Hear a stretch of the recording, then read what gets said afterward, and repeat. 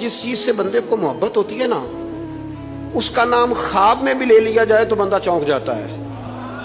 आरिफ रूमी रहमतुल्लाह अलैह फरमाते हैं, एक शख्स बीमार हो गया था, कौमे में चला गया था।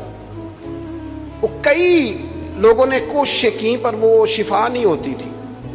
बाप उसका बहुत बड़ा आदमी था, मालदार था, तो उसने एक बड़े तबीब को बुलाया। उसने कहा इसका पता तो करो, मामला क्या, कैसे ठीक हो सकता है।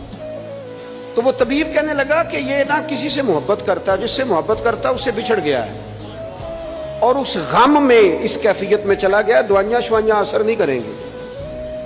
तो वो कहने लगा हमें तो पता भी कोई नहीं किससे इसका प्यार है, किस दोस्त की, किस महबूब की जुदाई में ये परेशान है, तो कैसे पता करें।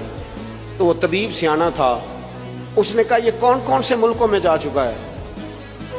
उसने मुल्कों के नाम लिए तो उस तबीब ने ना उसके कान में उन सारे मुल्कों का जिक्र किया। जब वो वाला मुल्क आया ना तो हल्का सा चौंका।